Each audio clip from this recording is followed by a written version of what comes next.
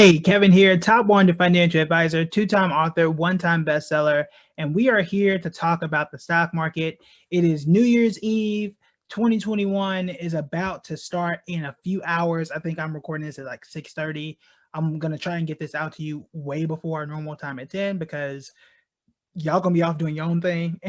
And I totally understand, but this is a really, really important video because I want to discuss the lessons that we learned in 2020. And we went through a lot, not just with election stuff and life stuff. I moved 3 times this year. Like it's been a crazy year. But from the financial perspective, from the investing landscape, we need to talk about what lessons did we learn in 2020, because what you don't want to do is have gone through all that stuff, all that mess, and not learn from it and not understand like I am a better investor because I took whatever happened and I'm now applying it to the next year, and you keep building your skills. So let's discuss what were the things you learned from 2020. So first, hit the share button, hit the like button, play it tomorrow on the first, play it tomorrow on the second, keep replaying, keep sharing, because it's extremely, extremely important. Because a lot of these things that happen in the market do recycle and repeat. Also, make sure that you check out the 2021 Investor Yearbook. We have 5 experts, myself included, who are really, really good at what they do, but we talk about what stocks we like for 2021, what do we like for the long term, what are the top investing apps, and why we like them. So you definitely want to check that out. I was reading through it and I'm like, man, that was a really good idea. I did not think about investing in such and such company. And I'm going to cover a few of them, but it's just a taste. So you want to make sure you go ahead and get it, download it. It's only $49. It will expire. So if you get yours, you're good. But we're not going to have it up like all year long. I think like January 25th is the day we're going to pull it down. So the clock starts now. Go ahead, start off New Year's right, download that today. All right, so lesson number 1, and these are my top 5 lessons. You can put them in any order you want, but the first one is be patient. Y'all have heard me talk about being patient all year long. If you go all the way back and just search through, I think we've done more than 150 videos now. Go back and look at what I said in March when the market was down. This year, we had the largest drop in the market in one day ever. That happened this year. We saw a recession in just the economy and the market. We had not seen dips like this since 2008. But here's the thing. The entire dip in that market only lasted from February to April. 2 months. That was it. After 2 months, it was essentially over. And there were some ups and downs after that, but that was it. 60 days. And remember how so many people, I really should have brought screenshots, but you know, I didn't want to be that guy going into the new year. But remember, people were like, oh my God, I'm pulling out my 401k. I don't want to look at this anymore. I'm just going to sell everything, put everything in the bank, put everything in cash. People were panicking for 60 days. And I told y'all all the way back in March, I said, wait, let things ride out. Unless you are retiring this year, retiring in the next 5 years, you just need to just wait it out. It could be, and I said back then, average recessions last 18 months. Now, I didn't expect it to hit a record high today because that's what it did. We hit the S&P 500 hit a record. We were up 16% after all of this stuff from January to December. The stock market was still up 16%. Now, does that make sense? No. But I will say that if you were patient and you left things alone, if you didn't touch your 401k, if you just left stuff alone and did nothing, you still would have made 16% this year. But if you weren't patient, if you panicked, you would have sold out and then tried to jump back in and buy stuff that you already had for cheap and bought it at a more expensive rate. That doesn't make sense. But that's what people did. So be patient, always be patient. That's not ever going to change. But that might be lesson number 1, even though I said these were in order. It might have been my number 1 lesson is just stay patient. Worst drop in history, worst market that many of us remember since 2008. I wasn't investing back in 2008. I was in high school. But that's it. Now, those who invest in 2008, and I told y'all this then, that those who were investing in 2008, 2007, 2009, those who were investing then were going to be wealthy and create wealth in 2021, 2022. That was a Literal quote, go back and watch it from all the videos I did back in March. I've been saying that, and that is still the case. And if you've been here and you've been investing in stuff that we've been talking about, whether it's index funds or Costco or Walmart or all the stocks you hear me quote all the time, if you were doing that back then, you made a whole lot of money. And that's what's going to set you up for 2021, because now you're at a higher level and then you're going to keep being consistent. And then 2022 is going to come and you're going to be at a different level. That's why you be patient, and that's why you want to be. That's why you should be patient. That's why you should be consistent. All right, number 2 is don't invest in hype. We had a lot of hype stuff that came out this year. People were throwing money left and right into some things, and those things end up falling apart. Most of those we have talked about. Nikola, I told y'all I didn't like it. It was supposed to be the Tesla competitor, fell apart. Right? Everybody was talking about in their Facebook groups. It's going to be this. It's going to be that. It's going to be this. And what was the founder, chairman of the board got kicked out. GM said, no, we're not doing this anymore. It's sketchy. Stock fell off the map. Kodak, y'all, come on now. They got that little, was the coronavirus loan to make some stuff, and it shot up 600, 700%, whatever it was at the time. I told y'all, like, come on now. Y'all know it's Kodak. You know good and well, Kodak. You didn't even know Kodak was even a stock until you heard about it, which at that point it was too late. You saw what happened to Kodak, fell off the map. Carvo Federal Savings Bank. It's a black-owned bank. I enjoy black banks. I put money in black banks. But that stock, no, that's not the support they really need. They need you to put your money there, not necessarily about the stock. You saw what happened. Shot up, fell right off shortly after, within like 2 weeks. Then you had Hertz. Hertz is going bankrupt for whatever reason. People bought into it. It shot up and fell right back down like a rock.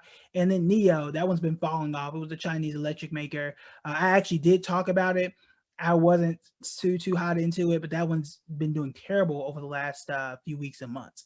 Again, all hype, not a whole bunch of evidence.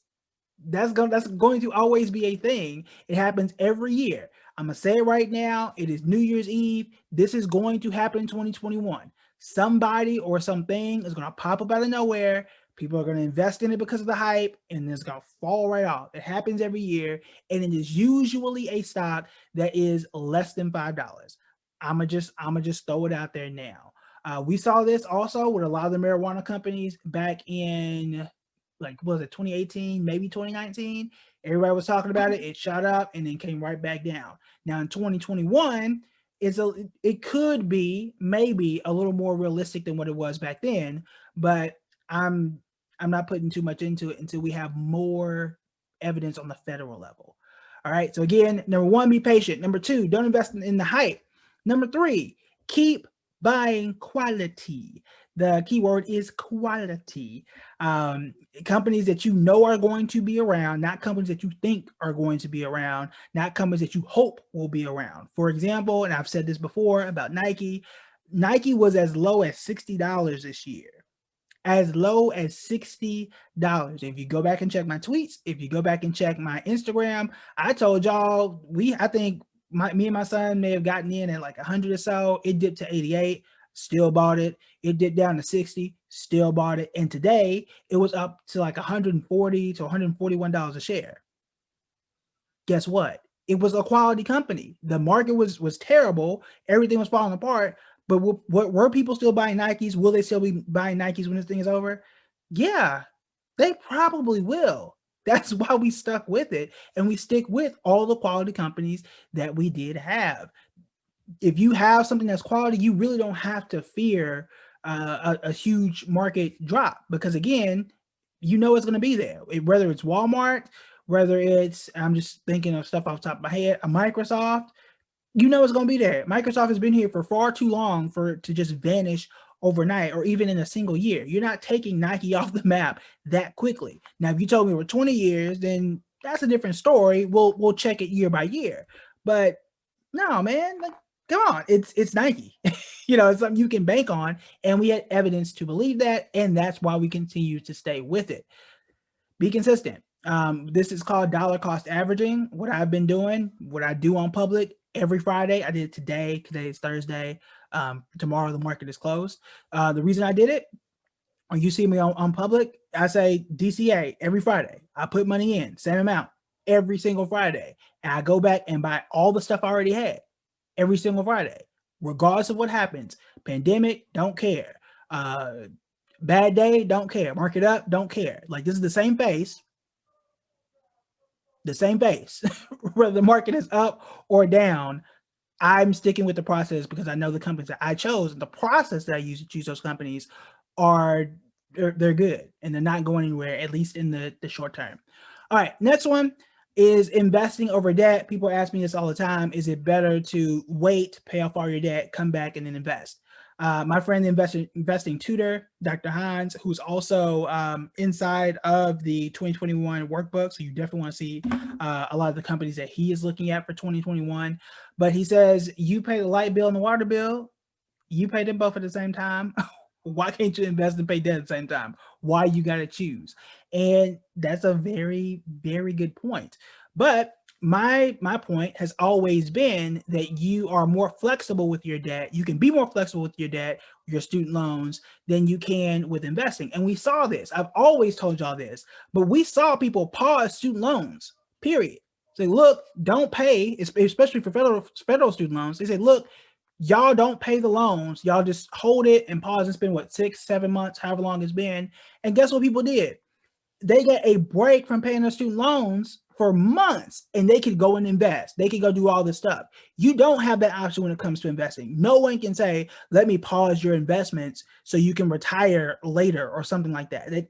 That's not a thing that can happen. You can't stop time. They can pause your debt. They can cut the interest rate. Interest rates are falling now anyway. You can always, or in most cases, you can refinance, not always refinance, but in some cases you can refinance and make it easier to pay off your debt. You have all those options. You do not have the option now to go back and invest in Nike at $60. You don't have the option to go back and invest in Tesla at $100 or whatever the adjusted price is. You can't do that. If you missed it back in March, if you missed investing back then and you didn't know what to choose and you didn't ask for help, because we've been here the whole time, and that's fine. If you didn't have the opportunity and you missed it, there's no way you may not see that chance for years to come. We didn't see this opportunity since like 2007, and before then, like the 2000s and 1987 or whatever year it was when things fell off the map again. That's why I'm so focused on investing while paying the debt, as opposed to just let me pay off the debt and be debt free and broke and not have other options. So do both. Even if it's 1% of your salary, even if it's 0.5%, whatever you put in now, and we've talked about fractional shares, whatever you do now is going to help build you for the future. I don't care if it's $50 a month. My kids have only been putting in $75 to $100 a month, and they are much further now than where they were when they started, and much more wealthy than the average American right now at ages 2 and 4 months. It starts small. It always starts small. But don't sucker yourself and fall into a place where you think that only paying your debt is the only thing for success when you have so many more options to do both. That was a rant. I'm not sorry about it. All right. Number 5, and our final one, be careful about IPOs. They're going to be, not every year, but every year there are companies that come out. Some are more interesting than others, but this year was particularly interesting, as was 2019 with Uber, Lyft, Slack, Pinterest, Zoom, Beyond Meat. That was all in 2019. But this year was interesting towards the end of the year. But again, with all IPOs, IPO stands for initial public offering. It's the first time people like me and you can invest in a company. The good thing is sometimes you can make some quick money. You can get in very early, hold it, and be really rich in theory. Sometimes you do that, and sometimes you don't. So I'm just going to read off a few of them that were really big and interesting this year. Most of them we have covered. But again, you got to pay attention because sometimes they work, sometimes they don't. My approach for 99% of them is to let them go out into the world, let us figure out where they fall, and then we can come back and invest in them at a later date. So for example, DoorDash. We talked about DoorDash. Right now, DoorDash is down 21%. Not what a lot of people expected. I told you between DoorDash and Airbnb, if I had to pick, which I picked neither, that if I had to pick, I was probably going to go with Airbnb. Airbnb, on the other hand, is up 115%. So hooray, right? If you decided to go that route, will it stay there in 2021? I don't know. That's why I didn't invest in it, because I'm not really sure. Snowflake, the one I told you about, the one that I broke my IPO rule for, that one's up 14%. That's modest. That's not bad. We've got Wish. We did a whole video on Wish. They're down 24%. Casper Mattress. I really like Casper Mattress. Not the stock though. They're down 59% as of now. We'll see where they go. And then lastly was the more unknown company. I found out about it late. C3 AI. They are an artificial intelligence company. They're up 38%. So again, it can be all over the place. Sometimes you get an Airbnb, that's great. Other times you get a DoorDash or a Wish where it's terrible. That is the exact same thing that happened in 2019, where Slack was terrible. Pinterest started off good, it fell off. Uber and Lyft were god awful. Uber that year, I think, was one of the worst IPOs in history. But now a lot of those look better, right? Snapchat, and this was 2017, maybe 2018, 2017. Snapchat was awful, absolutely awful. And then this year, look at them now. They were pretty good. At least last month when I checked, they were pretty good. So those were the 5 lessons that we want to learn from in 2021. The first one, be patient, be patient, be patient. Sometimes it takes a year or 2. Sometimes it takes a few months. Doesn't matter. You need to be patient regardless. Number 2, don't invest in the hype just because you think something is going to happen or you hope something is going to happen. Doesn't mean it will.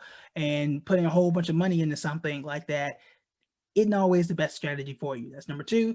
Number 3 is keep buying quality. That means keep being consistent. If you got a quality company, just keep adding to it as you go along and keep everything even as you go along. Then we've got number 4, invest and pay your debt. You don't only have to pay your debt and nothing else. We saw and explained why that was important. And then lastly, be careful with IPOs. I avoid 99% of them. Right now, at this point, I do not plan on doing any IPOs at any point anytime soon. I broke that rule. I did it once. You can't keep breaking the rule and it still be a rule, right? So you do what you want to do. That's my portfolio is mine, yours is yours. We don't have to be the same. But be careful with them because they can be so up and down. And what starts off bad can be good. What starts off good can be bad. It depends. It's very, very early in the game. All right. So before we get out of here, let me know in the comments, what was your biggest lesson from 2021? What were some of your best and worst moments as an investor? And then lastly, make sure you check out the Investing Yearbook. We talk about everything you need to know for 2021. We talk about the top stocks. Each of us we have all picked 5 of our own stocks that we think are the best for new investors. We talk about apps, we talk about defensive stocks. In case things don't go the way we want them to, we want to make sure that you play defense. So if nothing else, that's the most important page. So make sure you go check it out. That's buildingbread.com/2021. That link will be above and below or wherever it is where you may be watching. All right, that's it for me. I'll talk to you guys later.